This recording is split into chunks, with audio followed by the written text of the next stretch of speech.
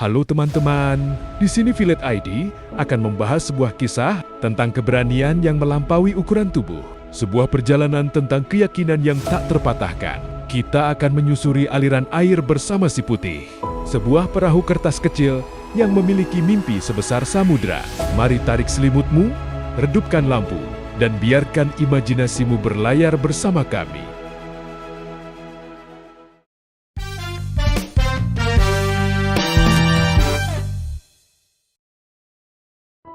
Di sebuah teras rumah yang basah setelah hujan sore hari, si putih lahir. Ia dibentuk dari selembar kertas buku tulis yang sudah tidak terpakai. Tangan mungil seorang anak laki-laki melipatnya dengan penuh ketelitian. Ujung bertemu ujung, sisi bertemu sisi, hingga terbentuklah sebuah perahu kecil yang gagah namun rapuh. Anak itu meletakkannya di sebuah genangan air yang mengalir menuju parit kecil di depan rumah. Bagi si putih, parit itu adalah dunia pertamanya. Airnya coklat. Namun bagi perahu sekecil dia, aliran itu terasa seperti sungai raksasa yang perkasa. Ia mulai bergerak, sedikit goyah pada awalnya, namun perlahan menemukan keseimbangannya saat ia terombang-ambing melewati lumut dan kerikil. Seekor capung berwarna hijau metalik hinggap di ujung layarnya.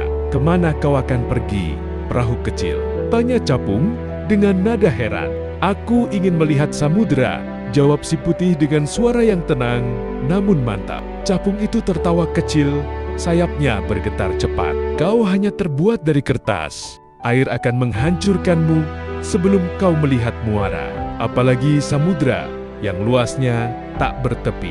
Mengapa tidak berhenti saja di genangan yang tenang ini?" Namun si putih tidak marah.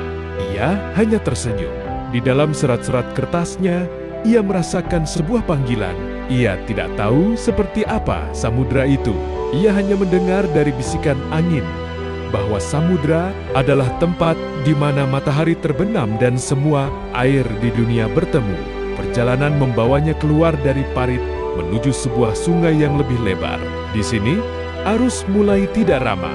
Ia harus menghindari dahan pohon yang jatuh dan pusaran air yang bisa menenggelamkannya.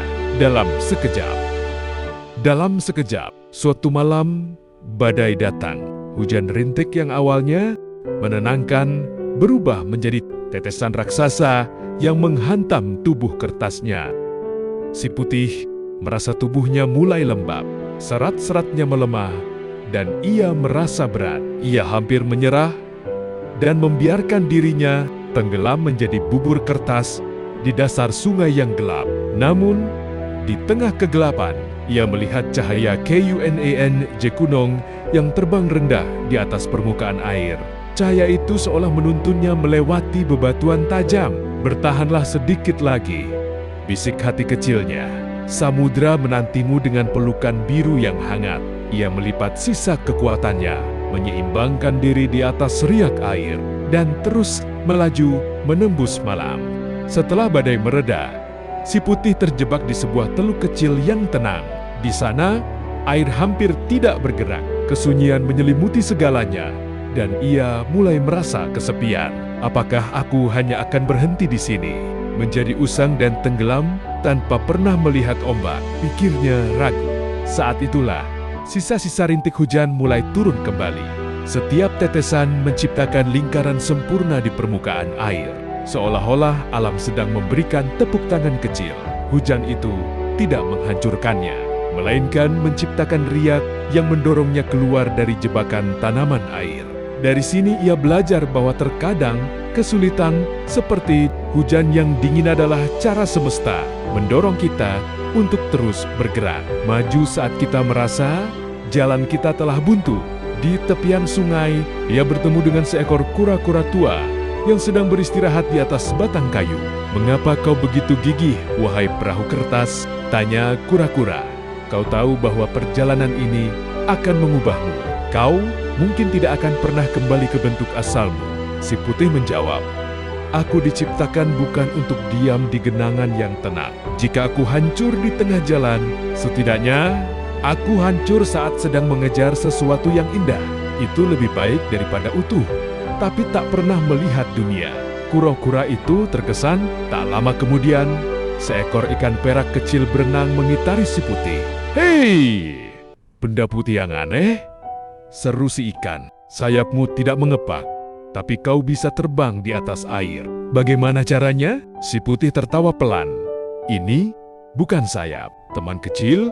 Ini adalah lipatan harapan." Ikan itu kemudian berenang di bawah si putih, memberikan dorongan dengan ekornya yang kuat untuk membantunya melewati area berbatu yang dangkal. Aliran air membawanya melewati pinggiran kota yang megah. Di sini, pemandangannya berubah drastis. Cahaya lampu neon berwarna-warni memantul di permukaan air, menciptakan jalur pelangi buatan di bawah jembatan beton. Si putih melihat manusia yang terburu-buru, mendengar suara klakson yang bising, dan merasakan getaran mesin. Ia merasa sangat kecil di tengah kemegahan itu. Namun, ia juga menyadari satu hal: manusia membangun gedung tinggi dengan beton, sementara ia hanya selembar kertas. Tapi ia memiliki tekad yang sama besarnya dengan arsitek manapun untuk menaklukkan jarak. Ia melewati bayangan jembatan yang gelap dengan kepala tegak, menuju aroma garam yang mulai tercium di udara. Kini, si putih tidak lagi putih bersih seperti saat ia pertama kali dilipat. Ia memiliki bekas goresan lumpur, warnanya sedikit menguning, dan ujung-ujung tubuhnya sudah mulai melunak karena terkena air asin yang mulai bercampur di sungai. Namun, di dalam kerapuhannya, ia menemukan kekuatan baru. Ia tidak lagi kaku.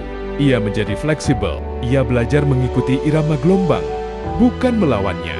Ia belajar bahwa untuk bertahan hidup di dunia yang luas, kita tidak harus menjadi yang terkuat secara fisik, tapi kita harus memiliki jiwa yang lentur dan hati yang teguh. Setiap lipatan di tubuhnya kini adalah sebuah medali keberanian. Langit berubah warna menjadi jingga keunguan saat si putih mencapai wilayah muara.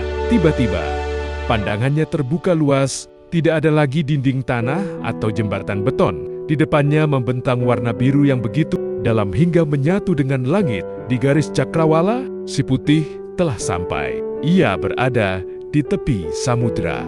Meskipun tubuhnya kini sangat rapuh, ia merasa lebih hidup dari sebelumnya. Ia membiarkan dirinya dibawa oleh ombak besar yang pertama. Ia bertemu dengan lumba-lumba yang melompat kegirangan, melihat kapel-kapel besar yang gagah, dan merasakan hangatnya matahari tropis di tengah laut lepas. Ia menyadari satu hal: samudra bukanlah tempat yang menakutkan bagi mereka yang memiliki keberanian. Samudra adalah rumah bagi siapa saja yang berani bermimpi. Teman-teman Violet ID, kisah perahu kertas ini adalah cerminan dari jiwa kita sendiri. Seringkali kita merasa rapuh. Seringkali kita merasa tidak punya cukup kekuatan untuk menghadapi dunia yang begitu luas dan berisik. Namun, lihatlah si putih. Ia tidak butuh mesin yang kuat atau kayu yang kokoh. Ia hanya butuh sebuah tujuan dan keberanian untuk membiarkan dirinya dibawa oleh takdir, sambil tetap menjaga mimpinya agar tidak basah dan tenggelam. Malam ini, lepaskanlah semua bebanmu. Biarkan semua kekhawatiranmu hanyut bersama aliran sungai dalam ceritaku tadi. Kamu sudah berjuang cukup keras hari ini, dan sekarang adalah waktunya untuk beristirahat. Biarkan impianmu membawamu ke samudra ketenangan yang tak bertepi. Tidurlah, teman-teman. Esok adalah lembaran kertas baru yang siap untuk kau lipat menjadi petualangan yang lebih hebat lagi. Selamat malam dari Violet ID, dan mimpi indah.